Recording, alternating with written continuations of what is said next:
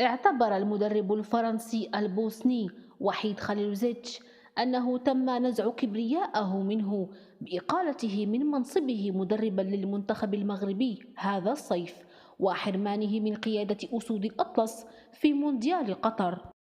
وأقيل المدرب السابق لباريس سان جيرمان الفرنسي الذي استلم الإدارة الفنية لأسود الأطلس عام 2019 من منصبه أواخر أغسطس الماضي لإصراره على الاستمرار في استبعاد نجم تشيلسي الإنجليزي حكيم زياش عن المنتخب المغربي بسبب مشاكل انضباطية. وعين المدرب المغربي وليد الركراكي بدلا منه قبل وقت قصير من افتتاح مونديال قطر.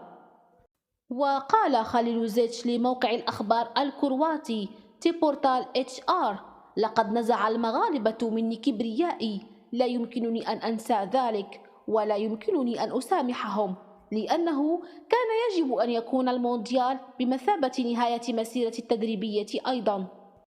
وأكد خليلوزيتش أنه حتى الإشادة التي أدلى بها خليفته الركراكي في حقه لم تداوي مرارته أو تعوض حرمانه من التواجد في المونديال.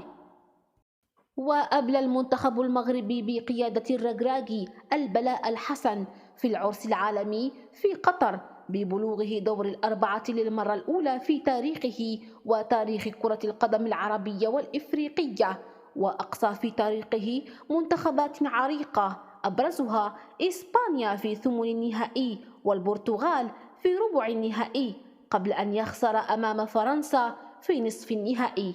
وأنهى المغرب المونديال في المركز الرابع بعد الخسارة أمام كرواتيا 2-1 في مباراة تحديد المركزين الثالث والرابع.